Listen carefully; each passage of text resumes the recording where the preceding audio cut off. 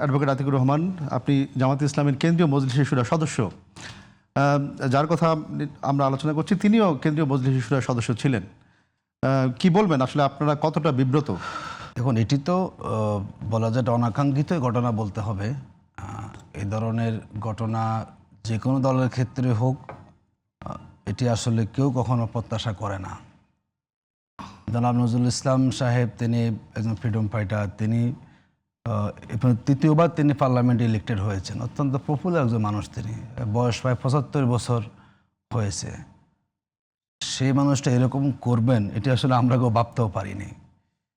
আসলে আলটিমেটলি আমাদের সবাই মানুষ, মানুষের অনেকগুলো প্রবৃত্তি থাকে অনেক সময় যেটা তাকে তাড়িত করে, যাকে বলি আমরা কুপ্রবৃত্তি।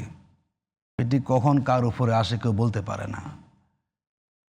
তো আমরা জামাত ইসলামী জায়গা থেকে আমরা একটা নৈতিক সংগঠন, আদর্শিক সংগঠন, এবং আমাদের ছাত্র জীবন থেকে যারা আমরা ছাত্র শিবির করেছি, আমাদেরকে বলা যায় নিয়মিতই কিন্তু নৈতিক প্রশিক্ষণের মধ্যে আমরা ছিলাম, থাকি, এখনও আছে। এখনও কিন্তু আমাদের ট্রেনিং হয় মোরাল বিষয়গুলো নিয়ে।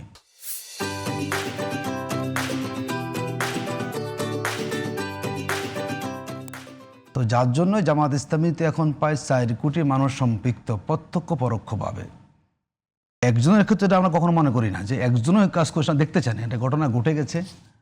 এখন সেই ঘটনা সংগঠন তার জায়গা থেকে সাংগঠনিক তদন্ত করেছে, এবং যতটুকু আমাদের কাছে নৈতিক স্খলন মনে হয়েছে, এই জায়গায় জামাত ইসলামীদের আদর্শ থেকে আমরা এক বিন্দু পরিমাণও আমরা করিনি, আমরা দুর্বল দেখাইনি, আমরা তাকে বহিষ্কার করেছি। এবং এটা মনে হয় বাংলাদেশের ইতিহাসে প্রথমবারের মতো হয়তো এইভাবে কোনো একটা কারণে একটা দলের একজন প্রবীণ নেতাকে, পরীক্ষিত নেতাও বটে, তাকে এরকম 24 ঘন্টার মধ্যে বহিষ্কার করে দেওয়া।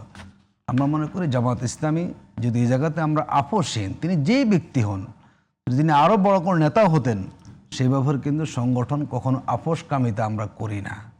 তো এটা যেহেতু হয়েছে, এখন মানুষ তো করে ফেলেছেন, মানুষ তো আমাদের ফেরেশতা না, মানুষ অন্যায় করেছেন, তার জায়গা থেকে আমাদের অনেক শেখার আছে, আমরা এখান থেকে অনেক সতর্ক হওয়ার সুযোগ সেখানে আমাদের আছে। সব মিলিয়ে আসলে জামাত ইসলামী তার জায়গা থেকে আমরা মনে করি এখন পর্যন্ত সঠিক অবস্থানে আমরা আছি, এবং সেই জায়গা থেকে আরও কী করে সঠিকভাবে থাকা যায় সে জায়গার, এটা আসলে এক একজনের একটা ঘটনাকে পুরা দলের উপর আপনি চাপাতে পারেন না, কারণ আমাদের দলে তো বহু লোক সেখানে আছেন। তবে এখন পর্যন্ত এই জাতীয় বড় ঘটনা জামাতের ইতিহাসে কিন্তু আমরা দ্বিতীয়টি আমরা খুঁজে পাই না, এটি আমাদের জন্য প্রথম। আশা করি যদি কোনো ঘটনা পুনরাবৃত্তি বাংলাদেশ আর ঘটবে না, এটা প্রত্যাশা আমরা করি। এখন আসলে এটা অনেকগুলো কারণ আছে।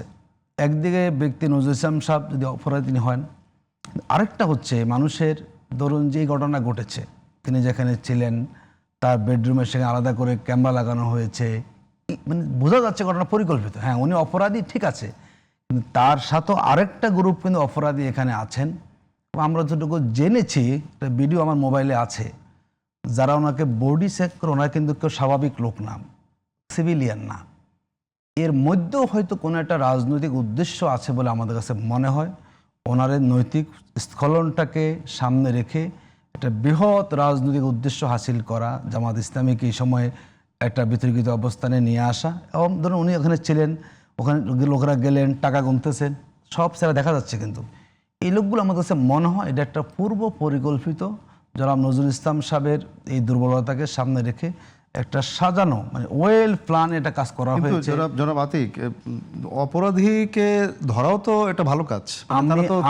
আমি অপরাধের পক্ষে জাস্টিফাই করছি না অপরাধী, কিন্তু আরেকটা অপরাধ যারা ধরেছেন, যারা অপরাধীকে ধরেছেন, তারা তো ঠিক সঠিক কাজ করেছেন না। কারা ধরেছেন সেটা যারাই করুক, তাদের অথরিটি, তারা পুলিশকে খবর দিবে, তাদের অথরিটি আছে। আপনি গিয়ে একজনের বাসায় কে আছে গিয়ে ধরে ফেলবেন তাকে, আপনি গিয়ে ওখানে আপনি ক্যামেরা ফিট করে দিবেন, তাদের আপনি তো নিরাপদ না। আমি কোথাও গেলাম, একটা ক্যামেরা ফিট করে রাখলো, হবে কিন্তু সেখানে সবাইকে আপনি অপরাধ সবাইকে ধরতে হবে আপনাকে। উনি সেখানে গেলেন, বলছে ওনার ড্রাইভার সেখানে সম্পৃক্ত আছে, ওই ড্রাইভার ওই রুম ঠিক করেছেন, তার মানে সবই কিন্তু একটা প্ল্যানে হয়েছে সেখানে। এবং যে প্ল্যানে আসলে ভিকটিম হোক আর অপরাধী হোক, নজরুল ইসলাম তিনি সেখানে অপরাধী হয়ে গেছেন।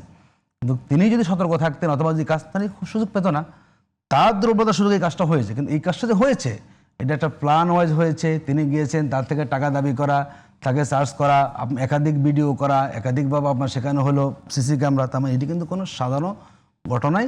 কিন্তু সে সাজানো ঘটনা বলেছি আমি, যেহেতু এমপি সাহেব তার দুর্বলতা তৈরি হয়েছে যখন এটি এত বড় হয়েছে।